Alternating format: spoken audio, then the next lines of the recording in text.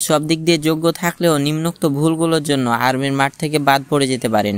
এর মধ্যে প্রথম ভুলটি হচ্ছে রোদে তাকানো। প্রাথমিক মেডিকেলের পর আপনাকে চূড়ান্ত মেডিকেলে নিয়ে আসা হবে। এই চূড়ান্ত মেডিকেলে কিন্তু আপনার চোখটা ছয় আছে কিনা তা পরীক্ষা করা হয়। মূলত দুইটি প্রসেসে এই পরীক্ষাটা করা হয়। প্রথম প্রসেস হচ্ছে কালার ব্লাইন্ড। একটি পেপারে ABC অথবা 1 2 3 এরকম নাম্বার অথবা অ্যালফাবেট লেখা থাকবে। এই নাম্বার এবং অ্যালফাবেটটিকে সঠিকভাবে বলতে হবে। আর দ্বিতীয় প্রসেস হচ্ছে কিছুটা দূরত্বে ইংরেজি অ্যালফাবেট যেমন ABCD এরকম উল্টাপাল্টা করে ছোট বড় করে একটি ব্যানারের মতো পেপারে দেওয়া থাকবে। হয়তো 10 মিটার অথবা 15 মিটার দূরত্ব থেকে আপনাকে যেটা অ্যালফাবেট ধরবে সেই অ্যালফাবেটটা সঠিকভাবে বলতে হবে। এখন আপনি যদি এই চোখের পরীক্ষার আগে রোদে তাকিয়ে ফেলেন তাহলে কিন্তু আপনার বড় সমস্যা হয়ে যাবে। আপনার চোখের সমস্যা নেই, তবুও কিন্তু আপনি বলতে পারবেন না যে তারা কোন অক্ষরটি বা কোন অ্যালফাবেটটি আপনাকে ধরেছে। আপনি ভুল বলে ফেলবেন, আর এই ভুল বলে ফেললে কিন্তু আপনার সমস্যা। তারা বুঝে ফেলবে আপনার চোখটি ছয় না। আপনার চোখের কোনো সমস্যা নেই, অথচ রোদে তাকানোর কারণে আপনি সঠিকভাবে অ্যালফাবেট বা সংখ্যাগুলো বলতে পারছেন না। দ্বিতীয় কারণটি হচ্ছে অনিচ্ছাকৃতভাবে কারোর ঘামে অথবা কারোর ঘামযুক্ত শরীরে হাত লেগে যাওয়া।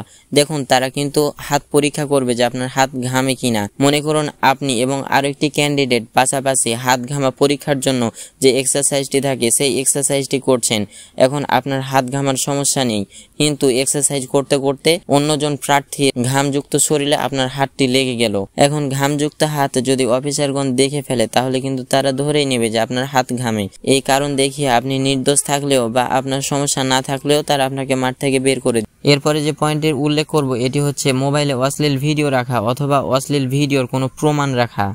ভাই বিশ্বাস করুন, আপনার সব কিছু ঠিক আছে, আপনার চাকরি হয়ে গিয়েছে, কিন্তু মূলত এই কারণটির জন্য কিন্তু আপনি বাদ হয়ে যেতে পারেন শেষ পর্যন্ত।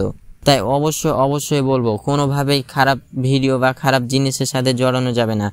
এটার সাথে আর্মিরা কোনোভাবেই কম্প্রোমাইজ করবে না। তাই অবশ্যই আপনি যাওয়ার সময় আপনার ফোনটাকে একবার, দুইবার, তিনবার যতবার ইচ্ছা আপনি চেক করে যাবেন, যাতে অসামাজিক কোনো কিছু আপনার ফোনে খুঁজে না পাওয়া যায়। এরপরে যে পয়েন্টের কথা উল্লেখ করব এটি হচ্ছে হাঁটার সময় স্বাভাবিকভাবে হাঁটা এবং স্মার্টনেস বজায় রাখা। দেখা যাচ্ছে আপনি ভালোভাবে হাঁটতে পারেন, আপনার হাঁটাতে কোনো দোষ নেই, কিন্তু একটু স্টাইলভাবে হেঁটে অভ্যাস, যার কারণে আপনি একটু স্টাইলিশ দেখাতে গেলে অফিসার এটাকে নেগেটিভভাবে নেই। এরপরে যে পয়েন্টের কথা উল্লেখ করব, আপনি সবসময় কান খাড়া রাখবেন। প্রাথমিক মেডিকেলে হয়তো আপনাকে 10 মিটার অথবা 20 মিটার হাঁটাবে। এখন হাঁটার সময় আপনি হেঁটে যাচ্ছেন, এখন যতক্ষণ ইচ্ছা আপনাকে হাঁটাতে পারে। হঠাৎ করে অফিসারগণ ডেকে নেবে যে ব্যাক করো। আমি যা দেখেছি এটা তারা মূলত আসতেই বলে ব্যাক করার কথাটা। এটা দিয়ে হয়তো তারা চেক করতে চায় আপনার কানের কোনো সমস্যা আছে কিনা। আমি দেখেছি অনেক প্রার্থীকে কিন্তু ব্যাক করতে বলা হয়েছে, কিন্তু তারা শুনতে পায়নি, হেঁটেই গেছে। এক্ষেত্রে এটা কিন্তু তারা নেগেটিভভাবে নিতে পারে যে আপনার কানে হয়তো কোনো সমস্যা আছে। তাই অবশ্যই আপনার কানটাকে খাড়া রাখবেন, যে কখন তারা ব্যাক করতে বলে তখনই আপনি ব্যাক করে যাবেন। তারপরে যে পয়েন্টটি রয়েছে এটি হলো পরীক্ষায় কাউকে সুযোগ দেওয়া বা পরীক্ষায় কাউকে বলে দেওয়া। অনেক সময় দেখা যায় রিক্রুটিং অফিসারগণ অফিসে কোনো কাজের জন্য যায়, আপনাদের পরীক্ষার সময় কিছু সময়ের জন্য কেউ থাকে না। এমন অবস্থায় হয়তো কেউ আপনাকে জিজ্ঞেস করতে পারে যে অমুক প্রশ্নটার উত্তর কি। আবেগপ্রবণ হয়ে তাকে আর উত্তর বলে দিতে চাই না, কারণ লাস্টের সময়তে দেখা যাবে যে আপনি একটু মার্কের জন্য কিন্তু নক আউট হয়ে গেছেন। তাই মাঠে গিয়ে কারোর প্রতি সহানুভূতি বা আবেগ কোনো কিছুই রাখবেন না। মনে করবেন প্রত্যেকেই প্রত্যেকের শত্রু, এই মনোভাব নিয়ে প্রত্যেকটি ধাপ আগাবেন। যখন ফিজিক্যাল এন্ডুরেন্স টেস্ট করবে বা শারীরিক সক্ষমতা যাচাইয়ের পরীক্ষা হবে, তখন কিন্তু অনেকে বলবে যে আমরা যা করব সবাই একসাথে একরকমভাবে করব, মিলেমিশে করব। এসব কথায় কোনো কান দেওয়ার দরকার নেই। আপনি যেটুকু পারবেন আপনার সর্বোচ্চ দিয়ে লড়ে যাবেন। কারোর দিকে তাকিয়ে আপনি আপনার চেষ্টাতে কমতি রাখবেন না। মনে করুন দৌড়ের ইভেন্টে সবাই মিলে একরকমভাবে দৌড়চ্ছে, কিন্তু আপনার আরও জোরে বা আরও গতিতে দৌড়ানোর সক্ষমতা রয়েছে, তাই বলে তাদের সাথে তাল মিলিয়ে আপনিও তাদের মতো করে দৌড়াবেন না। আপনার যেহেতু সক্ষমতা রয়েছে তাদেরকে ফাস্ট করে এগিয়ে চলুন। এবার যে পয়েন্টের কথা উল্লেখ করবে এটি কিন্তু অনেক গুরুত্বপূর্ণ একটি পয়েন্ট। এটি হচ্ছে মিথ্যা কথা না বলা বা ফর্মে কোনো মিথ্যা তথ্য না দেওয়া। আপনাকে কিন্তু রিক্রুটিং অফিসার অবশ্যই জিজ্ঞেস করবে যে আপনি কতবার মাঠ করেছেন।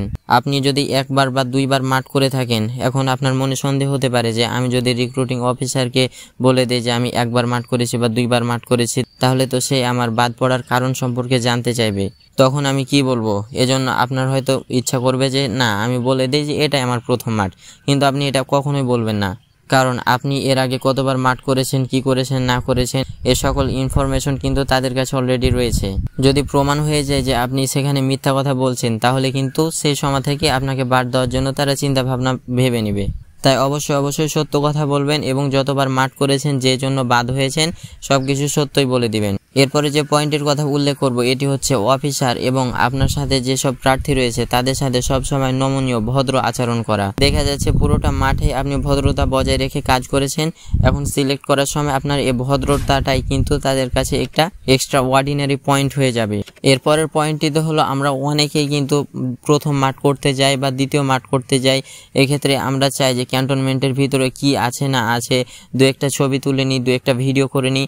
এটা কখনোই করবেন না, এটা কখনোই করবেন না। এর জন্যই আপনার হওয়া চাকরি কিন্তু বাদ হয়ে যেতে পারে। যখন আপনার মোবাইল চেক করবে, আপনি বাদ হলেও মোবাইল চেক করবে, আপনি শেষ পর্যন্ত টিকিট থাকলেও আপনার মোবাইল চেক করবে। আপনি যদি বাদ হয়ে যান তাহলে গোয়েন্দা দিয়ে আপনার মোবাইল চেক করাবে, আর আপনি যদি শেষ পর্যন্ত টিকে থাকেন, ভাইবা পর্যন্ত যান, তাহলে রিক্রুটিং অফিসার নিজেই আপনার মোবাইলটি চেক করবে। এখন যদি চেক করতে করতে পেয়ে যায় যে আপনার মোবাইলের ভিতর বিআরইউ বা ক্যান্টনমেন্টের ভিতরের কোনো ছবি বা ভিডিও রয়েছে, আপনি এগুলো ধারণ করে রেখেছেন, তাহলে এটাই কিন্তু আপনার শেষ পর্যন্ত টিকেও বাদ হওয়ার অন্যতম কারণ হতে পারে। তো এই ছিল আজকের ভিডিও। আশা করি এই পয়েন্টগুলো আপনাকে সতর্ক করবে এবং মাঠ করতে অনেকটাই হেল্প করবে। সো ডিফেন্স রিলেটেড এরকম আরও আপডেট পেতে লাইক, কমেন্ট, শেয়ার করে আমাদের সাথেই থাকুন।